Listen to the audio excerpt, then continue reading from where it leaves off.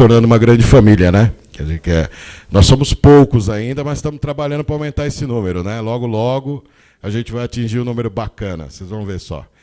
Já são muitos no Brasil, já, por incrível que pareça. E eu estou enchendo linguiça aqui para fazer a abertura do Rubens. Já já o Rubens entra aí, né, Rubão? Mas legal, pessoal. Então, hoje vai ser conversado sobre nova ordem mundial, atualizações. O Rubens vai dar uma passada sobre as novidades, né, que está acontecendo aí. Inclusive, eu postei no meu canal ontem um filme que estão fazendo nos Estados Unidos sobre a nova ordem mundial. Muito legal, viu? É até meio assustador você ver aquilo que tanto se fala materializado, né? O chip, o pessoal da FEMA com metralhadora, é um negócio meio assustador mesmo. Então, quem quiser ver o videoclipe, é uma produção independente, né? O pessoal está colhendo dinheiro lá para fazer o filme, muito legal e muito assustador, né? Também você olhar aquilo acontecer, é um negócio bem, bem estranho. E você vê a mãe colocando chip no filho, né? E o chip é, lógico, um triângulo, né? Negócio bem, é uma pirâmide. É bem assustador mesmo. Mas é isso. Rubão, seja bem-vindo, teu público te espera. Teu público, ladies and gentlemen. É? São seus irmãos, na verdade, né? São seus irmãos. É isso aí, é com você. Obrigado, Silvão. A gente não usa microfone comumente, né? Fala sempre assim, sem microfone, porque o microfone dá um tipo de autoridade que, na verdade, a gente nem tem. Mas hoje, porque está gravando ali, eu trouxe o computador, porque da outra vez o laptop deu pau, não ficou legal, e eu trouxe um i7 ali com 16 GB, aquele ali tem que funcionar bem. E está funcionando. Aí o microfone é para ter som lá, senão também não tem lá, né? É principalmente por isso. Irmãos, primeiro é um prazer grande ter todos aqui, que a maioria aqui já não é a primeira vez, né? Já não é nem a segunda, tem muitos aqui que já é a quarta ou quinta. E é uma oportunidade que a gente tem de estar junto assim pessoalmente, porque você sabe que com a internet, esse meio de comunicação moderno, a imagem nossa e nosso áudio vai muito longe, né? Então, o Brasil inteiro e até fora do Brasil, as pessoas conhecem o trabalho e gostam da gente, e fica pedindo para a gente ir aqui, ali e lá. Tanto que em São Paulo, nós estamos muito presos a São Paulo. E o pessoal cobra muito fora, sabe? Cobra mesmo. E aí, ano que vem, eu pretendo dar um tempo com os trabalhos aqui para poder dar uma rodada, para poder estar com o pessoal enquanto eu tenho vida, que eu não sei por quanto tempo eu vou ter vida. Eu não fico falando isso para poder... Porque todo mundo sabe que é verdade. A nossa vida é como um sopro, né? O Chaú explicou isso muito bem, Tiago também, que é uma coisa assim muito passageira. Então, a gente não sabe até quando vai estar aqui. E aí a gente roda. E eu não tenho muita preocupação de estar aqui muito tempo, não, irmão. Ontem eu falei isso no hangout que a gente fez. Eu falo isso perante o Criador, que ouve tudo, e perante os irmãos. Essa vida aqui não tem tanta coisa boa como a eterna para poder oferecer para nós, não, entende?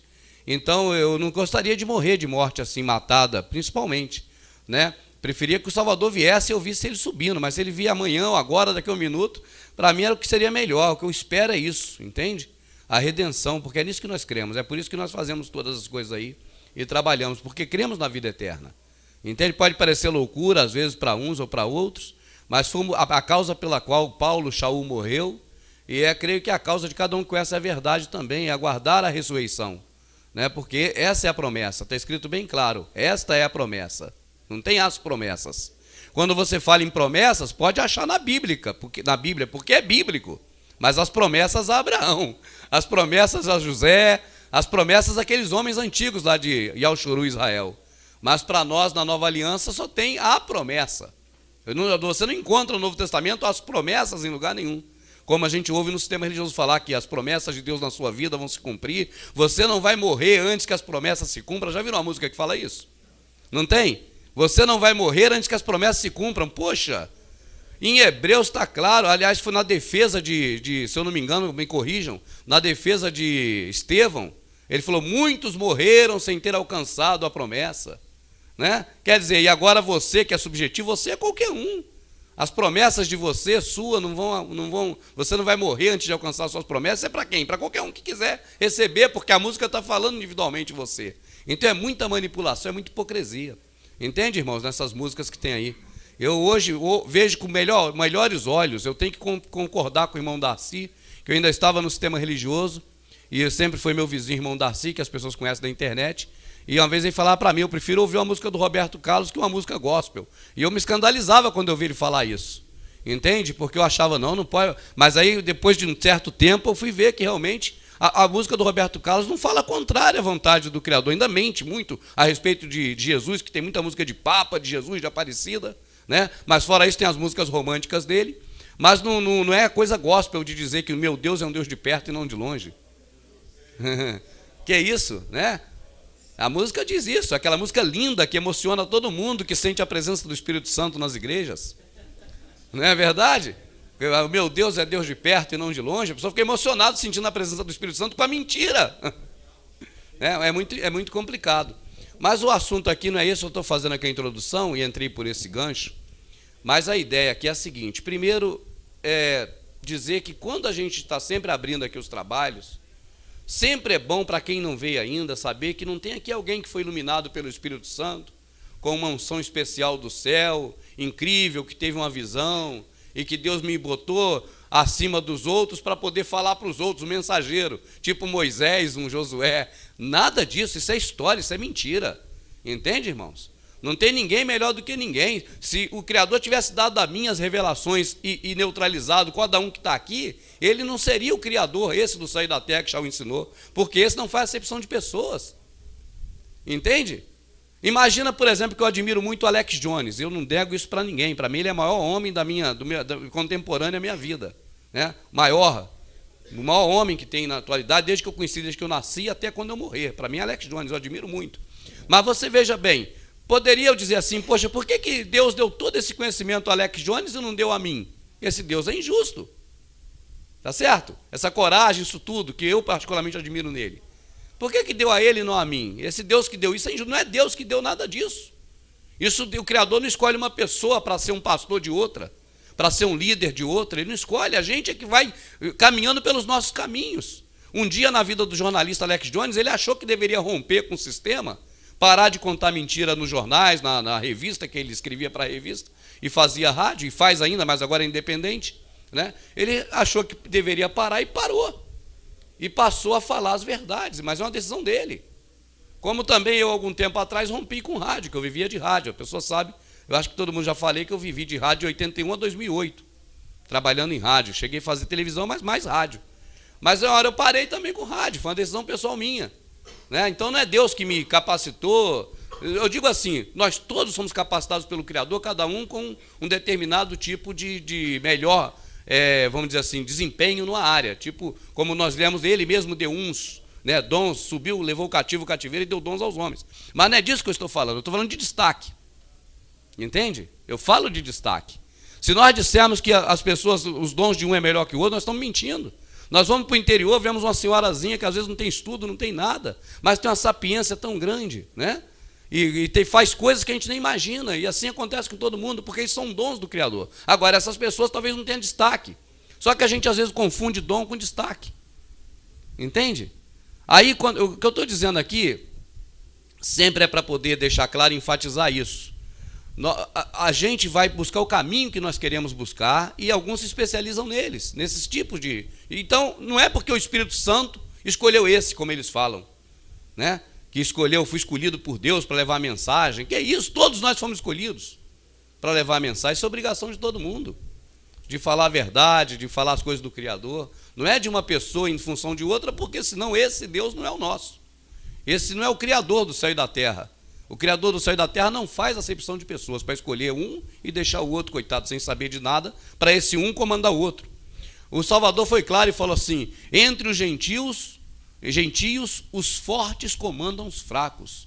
Convosco, porém, não será assim. Isso é uma determinação dele. Então, por isso que ele diz: ninguém chame o outro por pai, nem mestre, que ali e no lugar tem guia, mas a palavra pastor e guia é a mesma na tradução. E nem de pastor, porque um só é o pastor, né? Então você vê que ele não nos fez para ser um submisso a outro. Ele não nos fez dessa forma.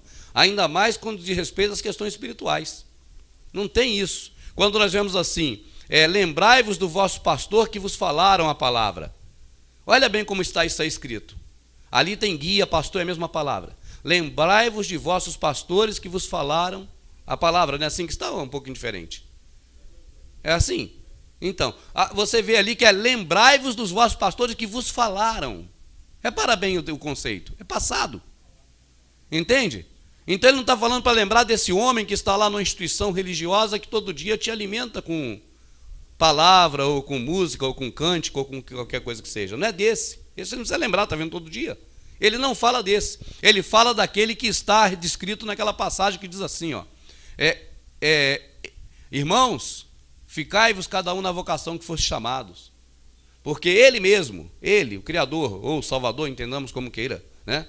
Deu uns para apóstolos. Aí vem a palavra grega apóstolo, que não está traduzida, já para te levar para o caminho religioso.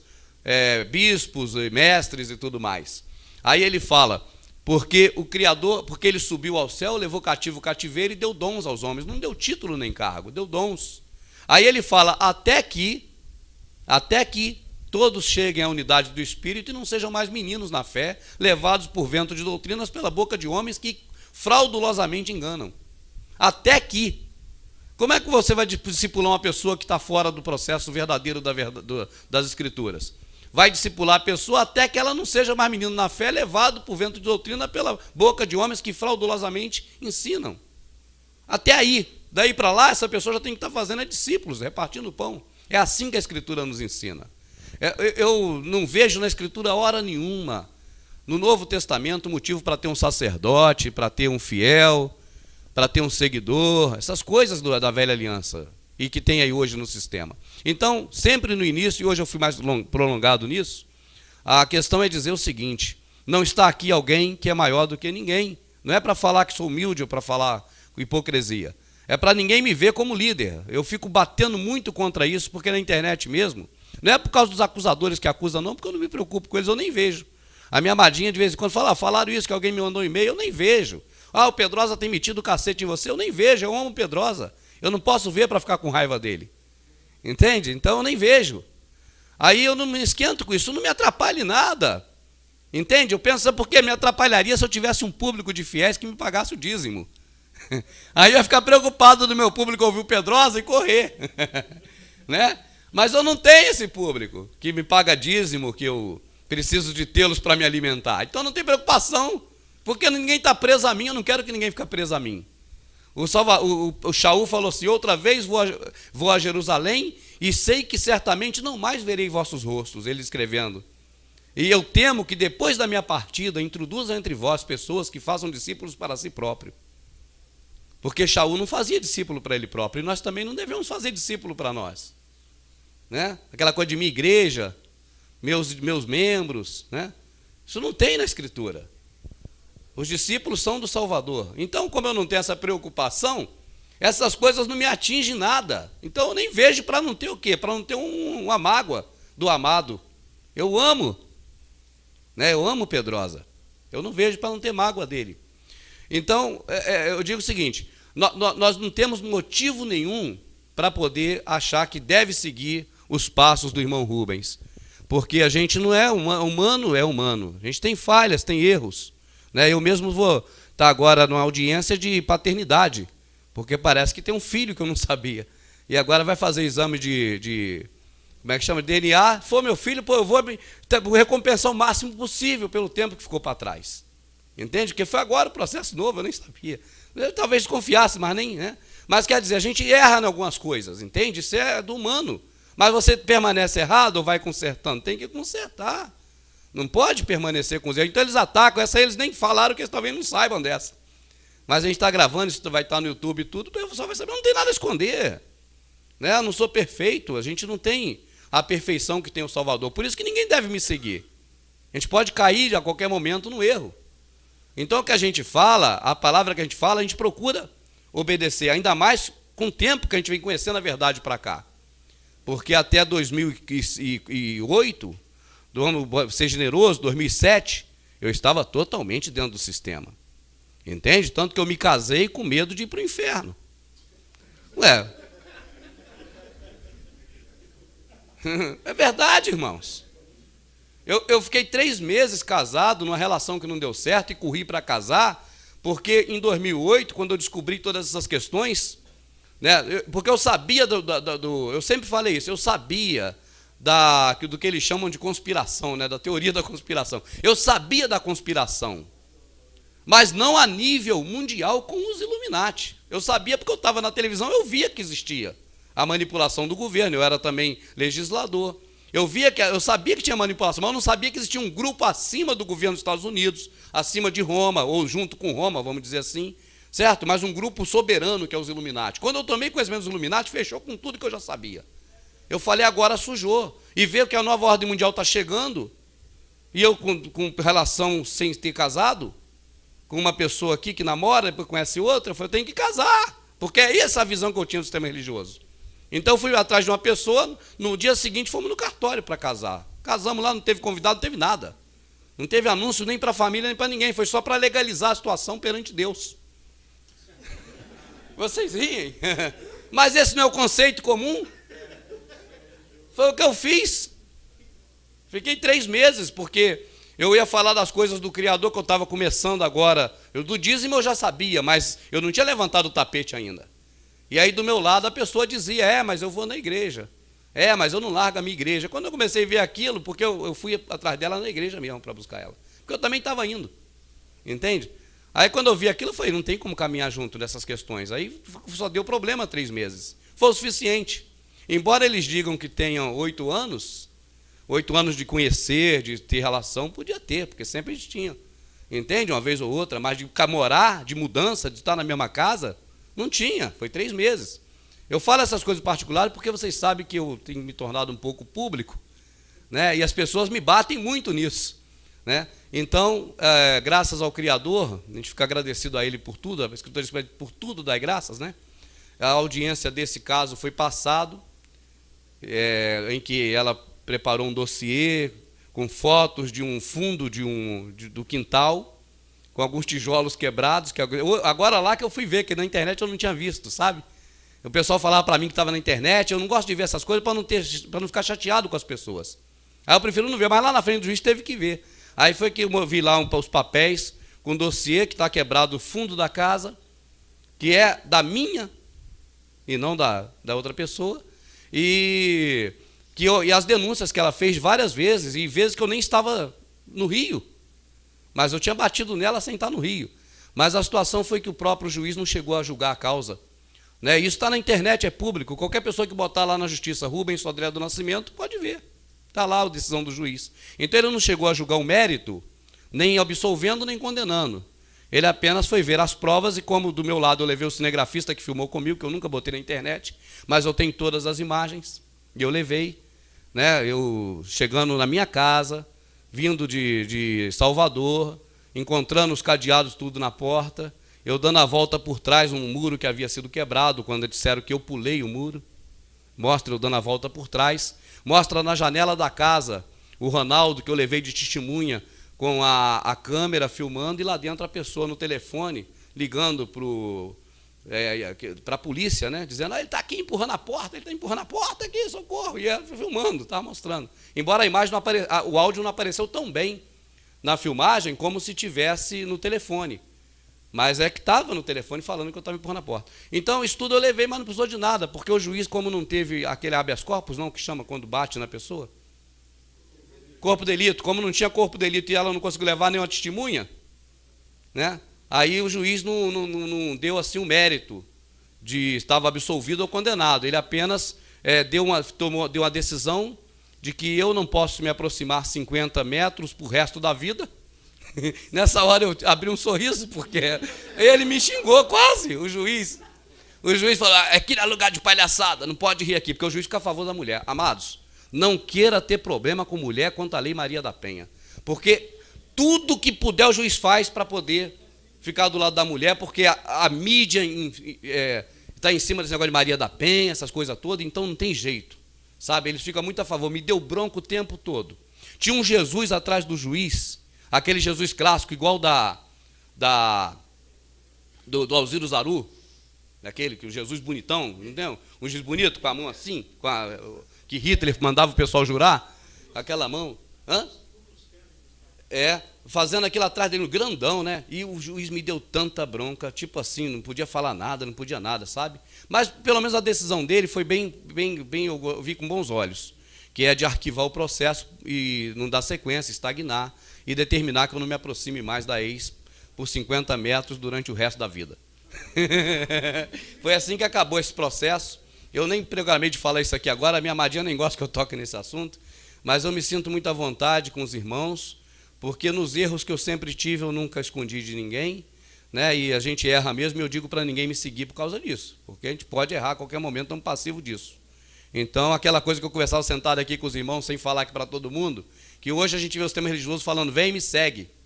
Indiretamente é isso que esses líderes fazem. Mas nós devemos falar para as pessoas, é assim, ó, o caminho que eu tenho visto é esse. Se você quiser seguir, você segue esse caminho que a gente está mostrando. Entende? Agora, não quiser, é com cada um, né? Mas não dizer, segue esse caminho, ou me segue nele. Entende, irmãos? Eu acho que isso é muito importante. Sempre quem já vem nas palestras, já viu que eu sempre abro dizendo, né? Ninguém me siga, né? Porque a gente não está aqui para poder ser exemplo de nada. E não tem unção nenhuma especial do Espírito Santo, isso é mentira. De quem fala que tem, que escolheu esse, que escolheu aquele. Ninguém escolheu nós. Eu mesmo é que achei que não devia mais compactuar com o sistema de comunicação e abrir o bico de tudo que eles faziam, e achei também que não devia mais compactuar com o sistema religioso. E me pus como opositor mesmo do cristianismo. Essa é a verdade. Então, quando eles falam, o Rubens não é cristão, eles estão certos, eu não sou cristão. Eles se opõem ao cristianismo, eu me oponho ao cristianismo.